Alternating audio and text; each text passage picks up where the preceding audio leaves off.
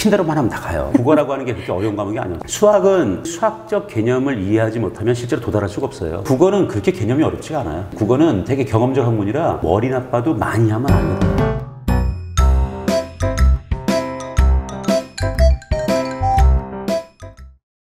그럼 평가원 기출로 공부하라는 얘기를 많이 듣는데요. 예.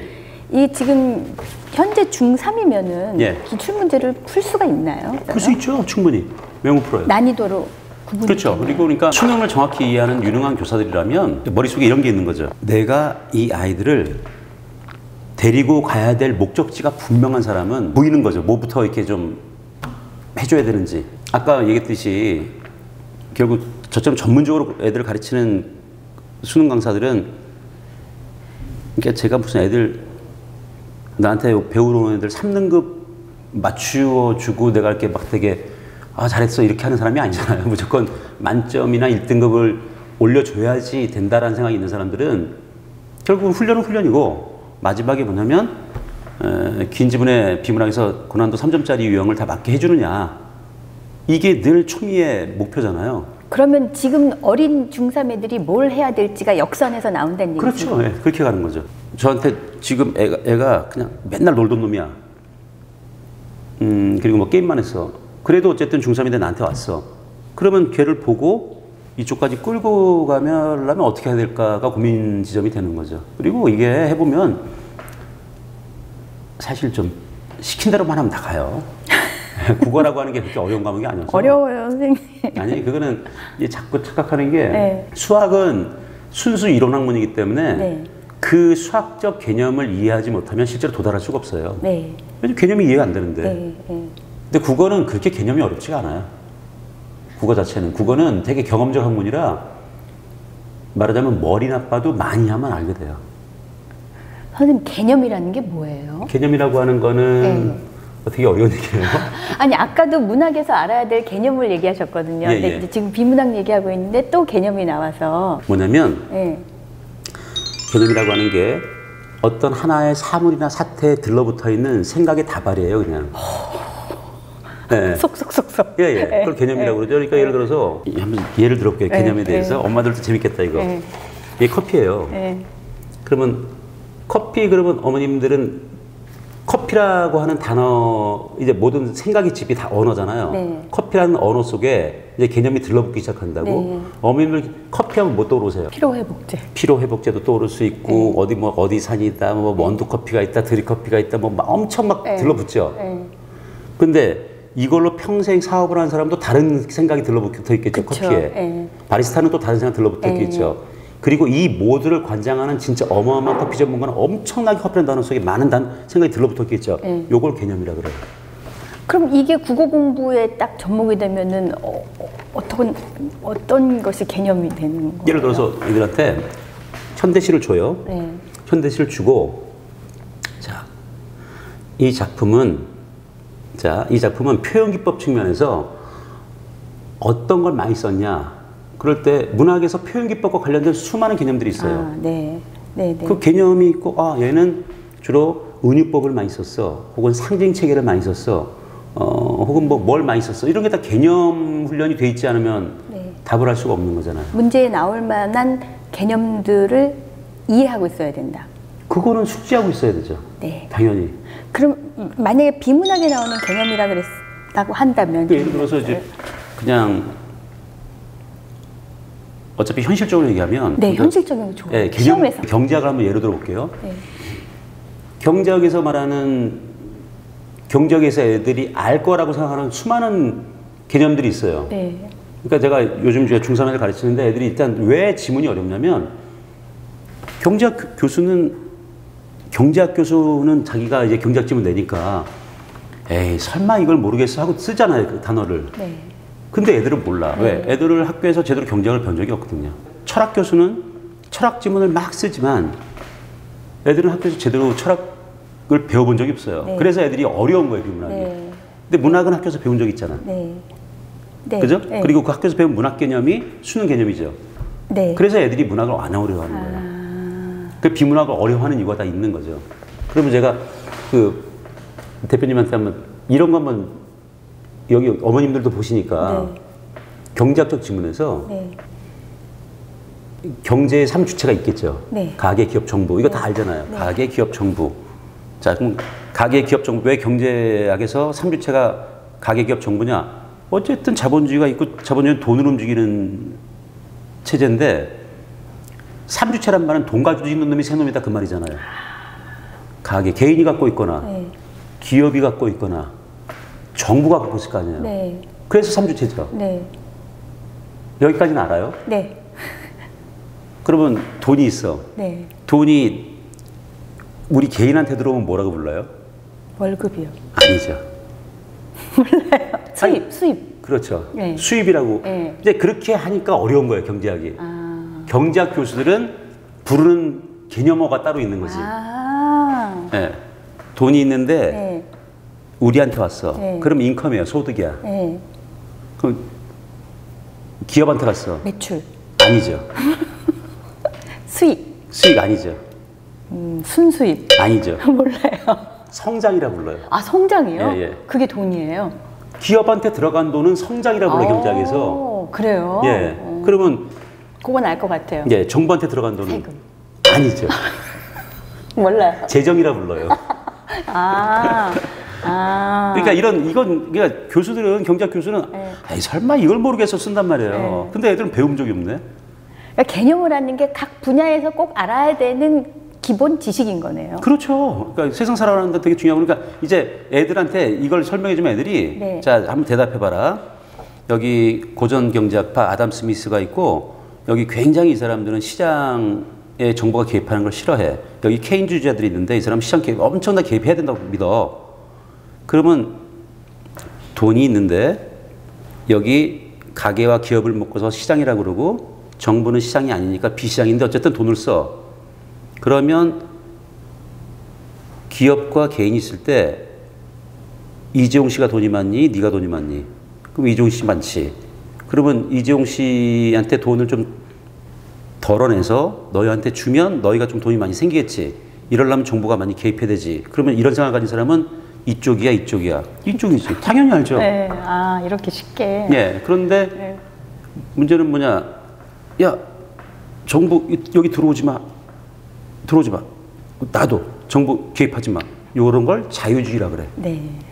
그죠? 그럼 이 정부 개입주의를 케인주의라 그러고. 그리고 아까 얘가 번 돈을 뭐라 그랬지? 성장. 얘는 소득. 조용하긴 했어요. 그죠? 이해됐죠? 네. 그러면 이 주장을 한번 생각해봐라. 성장 후 분배는 어느 동네 사람 얘기냐? 이쪽 동네잖아요. 그죠? 성장 후 분배, 이게 낙수효과죠. 케인즈는 그거 안 돼. 소득이 성장을 주도해야 돼. 이게 소득주도 성장이에요. 케인주의자예요. 이런 개념을 훈련받지 않고 네. 경제학 지문 그냥 많이 풀어봐야 네.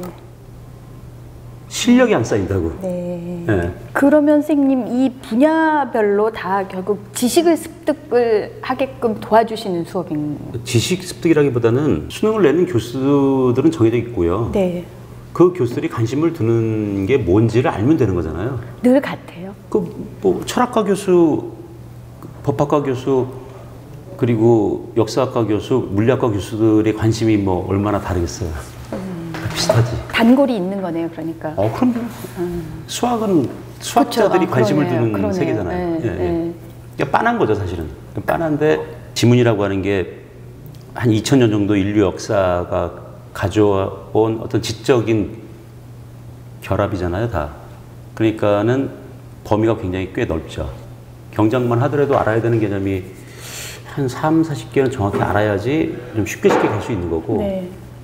특히 애들이 학교에서 철학을 안 배우기 때문에 철학지문 특히 인식론 영역 가르칠 때는 처음부터 다시 그냥 백지에다 놓고 출발을 해줘야 돼요.